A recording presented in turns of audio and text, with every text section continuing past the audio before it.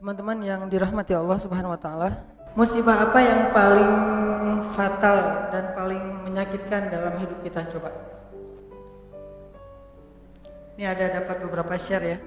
Kata sebagian teman-teman, musibah yang paling luar biasa itu dan susah banget buat ngerelain, ditinggal pas lagi sayang-sayangnya.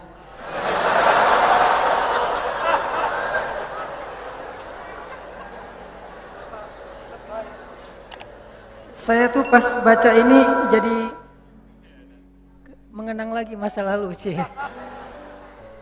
Masa lalu teman saya maksudnya. Atau ada juga yang bilang musibah paling besar yang susah direlain tuh harddisk ke format bersama kenangannya.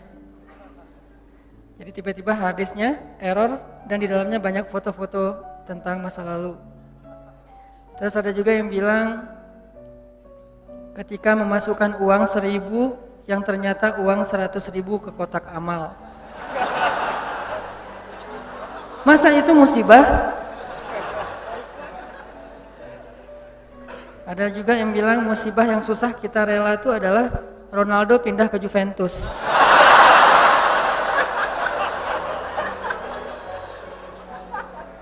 Buat saya, musibah hari ini adalah Belgia kalah sama Prancis.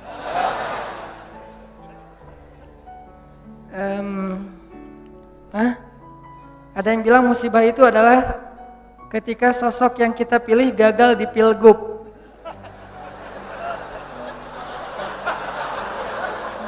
Ini yang ngomong bukan saya ya.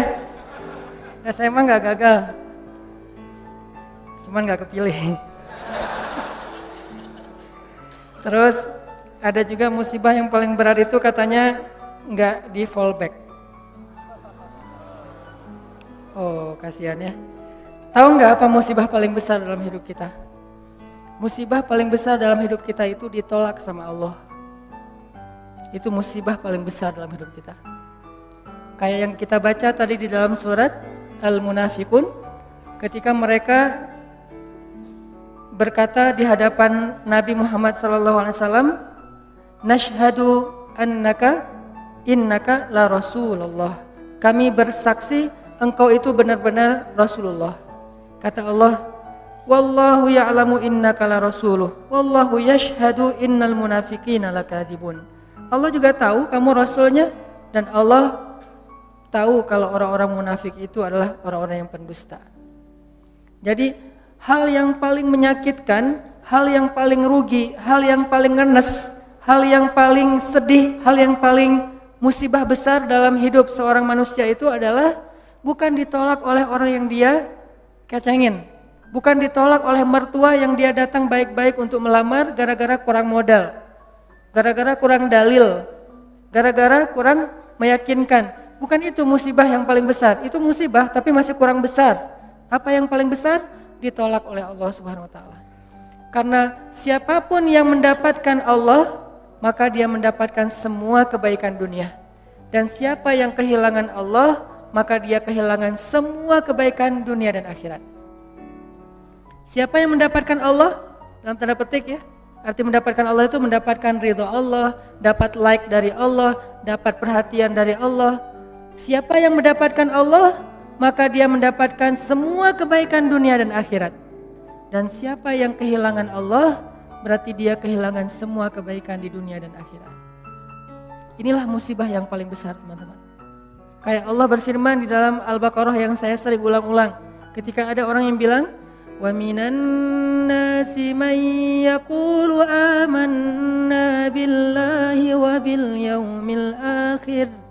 Di antara manusia ada yang mengatakan kami beriman kepada hari Allah dan hari akhir. Apa jawaban Allah? "Wa ma hum bimu'minin." Mereka bukan orang yang beriman. Atau di dalam akhir surat Al-Hujurat, ketika orang-orang munafik mengatakan mereka beriman, mereka masuk Islam, kata Allah, sesungguhnya Allah tahu apa yang ada di dalam hati mereka, apakah mereka benar-benar beriman atau tidak. Qalatil a'rabu amanna. Orang Arab Badui mengatakan kami beriman. Qul lam tu'minu walakin qulu aslamna. Kalian belum beriman, kalian baru masuk Islam. Ini artinya teman-teman ditolak oleh Allah Subhanahu wa taala. Ada orang yang sholat, dia puasa, dia haji, dia umroh, dia sedekah, dia tilawah Al-Quran, tetapi dia ditolak oleh Allah Subhanahu wa taala. Kenapa Allah menolak seseorang? Padahal dia mengatakan kalimat yang baik. Kenapa Allah menolak orang-orang yang mengatakan nashhadu innaka la Rasulullah? Kami bersaksi engkau Rasulullah. Kenapa Allah menolak orang-orang yang mengatakan amanna billahi wa bil yaumil akhir? Kami beriman kepada Allah dan hari akhir. Kenapa Allah menolak orang-orang yang mengatakan amanna? Kami telah beriman. Kenapa Allah menolak mereka, teman-teman? Padahal ucapan mereka baik. Mereka enggak mengatakan Allah itu maunya apa, Allah itu enggak fair, Allah itu enggak adil, Allah itu kikir, Allah itu tangannya terbelenggu, seperti kata-kata orang Yahudi. Mereka enggak ngomong kayak gitu, yang mereka ucapin itu baik. Kenapa ditolak oleh Allah? Karena Nabi mengatakan, innallaha la yanzuru ila aswarikum, wala ila a'malikum, wala ila amwalikum, walakin yanzuru ila qulubikum. Allah enggak melihat penampilan kalian, Allah enggak melihat harta kalian, Allah enggak melihat perbuatan kalian. Yang pertama Allah lihat itu adalah qulubikum, niat kalian. Maksud qulub di sini niat. Karena banyak yang salah paham juga, teman-teman. Ada yang mengatakan, udahlah, gak usah terlalu fanatik. Yang penting kan hati. Allah kan ngelihat hati. Maksud ngelihat hati ini bukan ngelihat organ yang bernama jantung. Yang maksud ngelihat hati ini bukan ngelihat apa yang kita rasain, bahagia, nggak bahagia, bukan. Maksud walakin yanzur ila qulubikum ay yanzur ila niyatikum. Maksud melihat kepada hati itu adalah Allah melihat ke dalam niat kalian.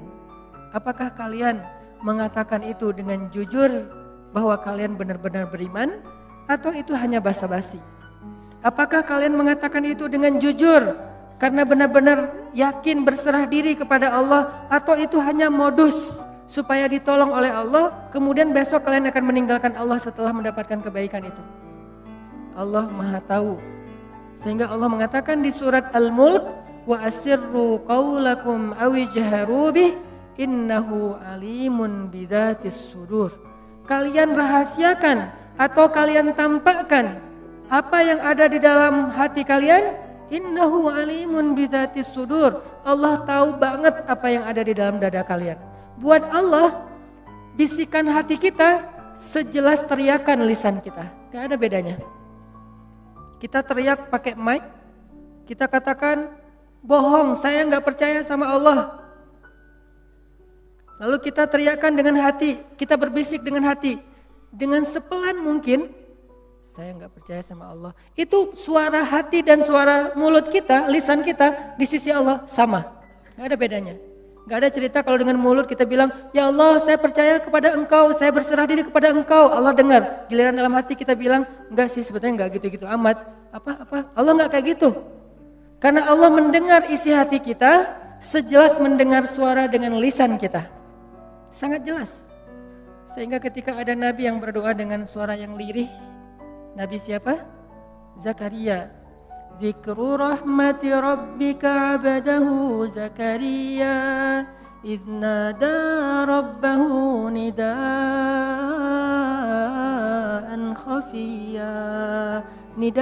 khafiyya, suara yang lembut, pelan, lirih, tidak ada yang mendengar seorang pun kecuali Allah Subhanahu wa taala. Allah mendengar dengan jelas. Bahkan kalau suara itu tersembunyi di dalam lautan yang gelap, lebih dalam daripada Danau Toba, gelap banget nih. Karena nggak mungkin ikan haut, ikan paus hidupnya di perairan yang dangkal, nggak mungkin. Dia hidup di perairan yang dalam, yang mungkin kedalamannya di bawah 1 kilometer. Bahkan kalau seseorang kemudian ditelan ikan haut, ikan paus, lalu ikan paus itu membawanya ke dalam lautan, di dalam samudra, tiba-tiba orang yang di dalam perut ikan itu bersuara, Subhanaka inni kuntu minaz zalimin, Subhanaka inni kuntu minaz zalimin. Pelan sekali suara itu terdengar dengan jelas di arasy Allah Subhanahu wa taala. Jadi nggak ada yang tersembunyi dari Allah. Sehingga apa yang menyebabkan kita ditolak oleh Allah teman-teman? Bukan ucapan kita kurang fasih.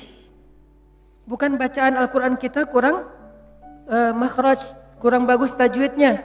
Bukan ketika kita sholat gerakan kita kurang sempurna, bukan.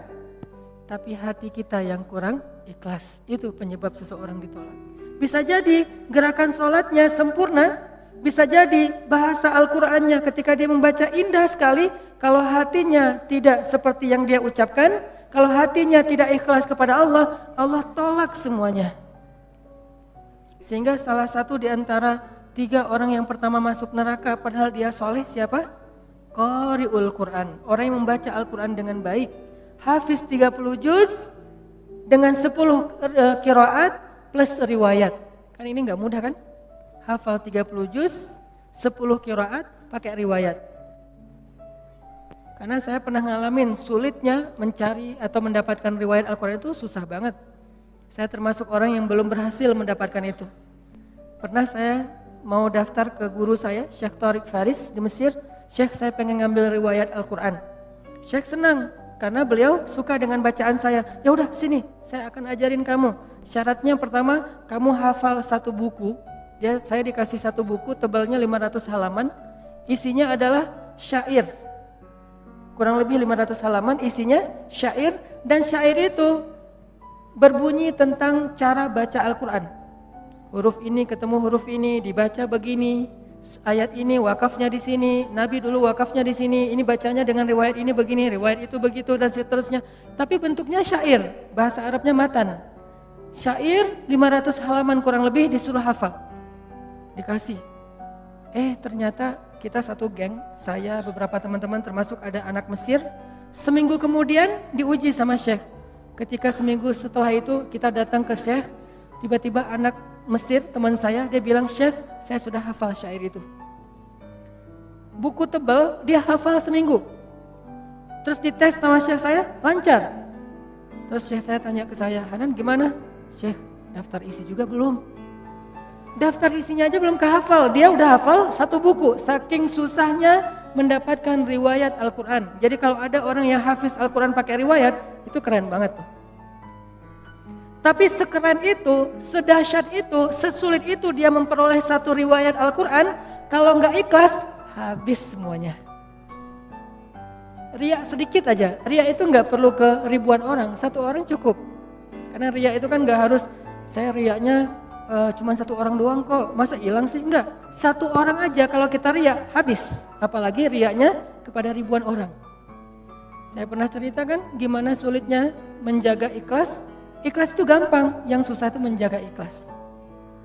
Di awal insya Allah ikhlas. Gak mungkin juga kita di awal pengen riya, kan gak mungkin ya. Usolli sunnata tahiyatul masjid ri'a an-nas. Kan gak ada ya. Saya sengaja sholat sunnah tahiyatul masjid karena pengen pamer aja. Allahu Akbar, kan gak mungkin kan. Gak ada di antara kita yang sengaja beramal karena pengen riya. Kita gak di level itu, insya Allah itu bukan level kita. Kita 1 level di atasnya. Di awal ikhlas. Pasti kita mengatakan lillahi ta'ala, karena Allah. Tapi masalahnya di tengah ketika kita lagi ngerjain itu. Ketika kita lagi sedekah lewat kenceleng, dari ujung kita lihat 1.000, 2.000, 5.000, paling banter 10.000. Kita 100.000 gitu kan. Pas ngeluarin, asa nggak rela ya 100.000 tapi nggak ada yang lihat.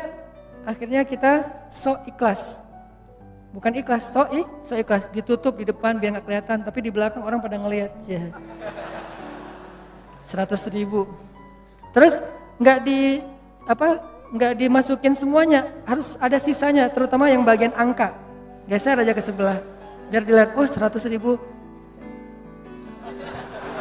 Pura-pura ikhlas. Ini namanya meriakkan keikhlasan. Meriakkan keikhlasan. Jadi gak gampang teman-teman untuk ikhlas. Makanya untuk menjaga keikhlasan. Makanya kita berlindung kepada Allah. Ya Allah, jangan tolak saya gara-gara saya tidak mampu menjaga ikhlas. Saya beristighfar, minta ampun kepadamu ya Allah kalau saya pernah riya. Karena kalau ditolak sama Allah, udah kita gak dapat kebaikan apa-apa. Di dunia maupun di akhirat. Kalau Allah menerima kita, maka kita diberikan kebaikan dunia dan akhirat. Wa innama likulli imri'in ma nawa. Semua orang mendapatkan sesuai dengan apa yang ada di dalam hatinya, niatnya, apa yang dia niatkan. Faman kanat hijratuhu ilallahi wa rasulih fa hijratuhu ilallahi wa rasulih. Kalau Allah menerima kita, kita minta apa aja Allah kasih.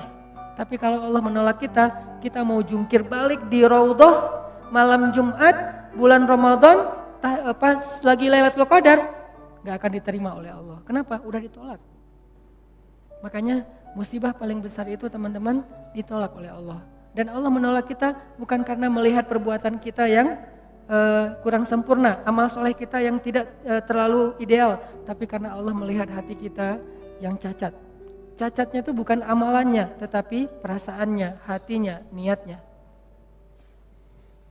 Kan ada tuh cerita tentang 3 orang yang lagi touring, kemudian terjadi badai, akhirnya mereka berlindung di dalam sebuah gua kan.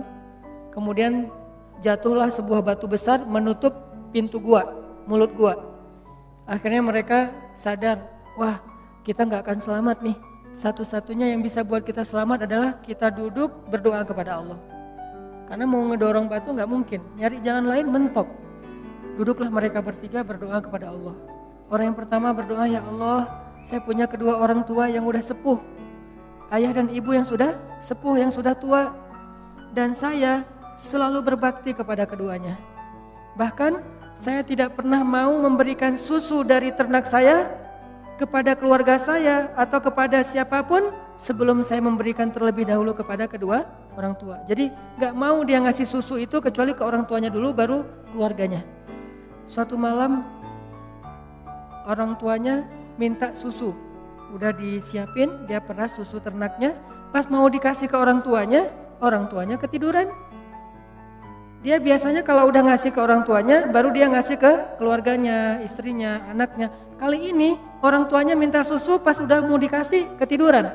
Akhirnya dia tunggu di sebelah orang tuanya yang tidur sampai mereka bangunnya subuh. Dia berdiri sambil megang susu. Kenapa? Dia nggak mau nanti orang tuanya tiba-tiba bangun, manggil dia untuk 2 kali. Dia nggak mau orang tuanya memanggil dia 2 kali. Dia hanya dia pengen sekali manggil udah ada. Sehingga kalau misalnya nanti orang tuanya bangun, dia langsung memberikan susu. Dia tungguin megang susu sampai subuh. Kebayang nggak dari habis Isya, megang susu berdiri sampai subuh demi ingin menyenangkan hati kedua orang tuanya. Dan resikonya apa? Resikonya pegel. Resiko yang lain apa? Resiko yang lain dia tidak tidur semalaman. Resiko yang lain dia tidak memberikan susu itu kepada istri dan anak-anaknya yang juga membutuhkan demi mendahulukan orang tuanya. Lalu dia mengatakan, ya Allah, kalau engkau ridho, engkau menerima kebaikan saya itu, birrul walidain, amal soleh saya itu, karena dia tidak mengharapkan apa-apa kecuali Allah, maka selamatkanlah kami ya Allah. Terbuka pintu itu sedikit, mulut gua, batu itu bergeser. Tapi belum bisa keluar orang. Orang yang kedua berdoa lagi, ya Allah, saya punya sepupu, cantik, saya suka sama dia, tapi dia gak perhatian sama saya, dia cuek sama saya, dia kayak biasa aja sama saya. Sampai suatu saat dia butuh saya, dia pinjam duit 150 dinar, saya bilang saya akan bayar dengan syarat kamu mau tidur bareng dengan saya. Akhirnya saya pinjamkan 150 dinar, sebelum saya menidurinya, dia mengatakan, ya fulan, ittaqullah, takutlah kamu kepada Allah. Akhirnya saya sadar, saya pun lari meninggalkannya, karena saya tidak mau terjebak dalam perbuatan zina, karena saya takut kepada engkau ya Allah. Seandainya engkau ridho dengan apa yang saya lakukan, saya tidak melakukan itu kecuali takut kepadamu ya Allah. Takut ya, cinta, takut, berharap itu semuanya bagian dari iman.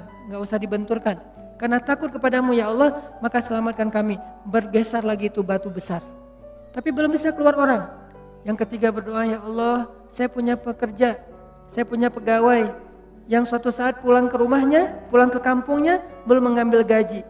Lalu gaji itu saya kembangkan, saya berdayakan sampai bisa membeli ternak yang banyak, memenuhi lembah, onta, kemudian domba, dan segala macam. Tiba-tiba dia datang, Tuhan saya pengen mengambil gaji saya katakan gaji kamu itu semuanya. Tuhan jangan bercanda, gaji saya nggak sebanyak itu. Ya memang, tapi sudah saya kembangkan menjadi berkah dan berkembang. Maka itulah semua hasilnya. Lalu dia mengambil semua ternak-ternak itu dan tidak menyisakan satupun untuk saya. Kalau engkau ridho ya Allah, selamatkan kami. bergeser lagi batu itu dan mereka bisa keluar. Ini kalau Allah menerima kita, teman-teman. Wa man yattaqillaha yaj'al lahu makhraja. Siapa yang taat kepada Allah, siapa yang bertakwa kepada Allah, siapa yang ikhlas kepada Allah. Karena salah satu makna takwa itu ikhlas. Kan Nabi bilang at-taqwa hahuna kan? Takwa itu di sini, bukan di sini. Takwa itu bukan di sini, bukan di sini, bukan di pakaian. Takwa itu di sini. Ada orang yang pakaiannya menarik, ada orang yang tutup kepalanya menarik, ada orang yang ucapannya fasih dan menarik. Sehingga kata Allah di surat Al-Munafikun, kalau kalian melihat penampilan mereka, kalian akan takjub. Kalau kalian mendengar ucapan mereka, kalian pasti akan mengikutinya. Apa maksudnya? Penampilannya meyakinkan sekali sebagai orang solih. Terlihat sekali aura orang yang taat kepada Allah. Penampilannya tuh udah syar'i banget. Kalau dia seorang laki-laki, penampilannya terkesan orang yang paling banyak ilmu. Kalau dia seorang perempuan, penampilannya terkesan orang yang sangat menjaga diri, tertutup rapat auratnya. Dan kalau dia bicara, kalian akan mendengar ucapan mereka. Kenapa? Dia bicara Allah berfirman, Rasulullah bersabda, Allah berfirman, Rasulullah bersabda. Semuanya dalil. Kenapa malah Allah menyebut mereka orang munafik? Karena apa yang mereka tampilkan, apa yang mereka ucapkan tidak sesuai dengan apa yang mereka niatkan di dalam hati. Lagi-lagi ini bukan untuk menjudge orang lain. Jadi jangan sampai nanti kalau kita ngelihat ada orang yang berpenampilan solih, arti solih itu ya penampilannya kelihatan ahli ibadah, terus kita bilang, itu ada tuh di surat Al-Munafikun kayak gitu. Jangan. Langsung kita menjudge orang lain seolah-olah itu kayak di surat Al-Munafikun ayat 4. Terus kita lihat cewek yang jilbabnya syar'i, nah itu ayat 4 Al-Munafikun banget tuh. Nggak bisa, karena kita nggak tahu kan isi hatinya. Maka kalau kita nggak tahu isi hatinya, tugas kita apa teman-teman? Tugas kita adalah berbaik sangka. Tugas kita menghindari prasangka buruk. Tugas kita kepada sesama manusia berbaik sangka. Dan tugas kita kepada diri kita sendiri adalah muhasabah diri, memperbaiki diri kita sendiri, menghitung-hitung kesalahan kita sendiri. Kalau orang lain jangan cari-cari kesalahan, apalagi dihitung-hitung. Wala tajassasu, jangan cari-cari kesalahan orang lain. Sehingga kalau ada teman kita postingannya tuh bagus, tapi ada celah sedikit aja, itu yang dikomentarin. Padahal bukan itu inti dari postingan tersebut. Nah ini berarti tajassus. Apakah kita lupa dengan ayat itu? Padahal itu ayat yang paling populer di surah Al-Hujurat. Sampai Allah mengatakan, maukah kalian memakan bangkai saudara kalian sendiri sementara kalian merasa jijik? Ini artinya gak bisa kita menjudge orang lain. Ini lebih ke diri kita sendiri. Ternyata Allah gak ngelihat dulu penampilan kita, walaupun itu nanti akan dilihat, cuman bukan yang pertama. Kalau ini beres, baru dilihat yang penampilan, dilihat ucapan, dilihat perform kita. Kalau ini udah beres. Kalau ini gak beres, yang lain gak dilihat. Jadi yang pertama Allah lihat apa niat kita melakukan sesuatu.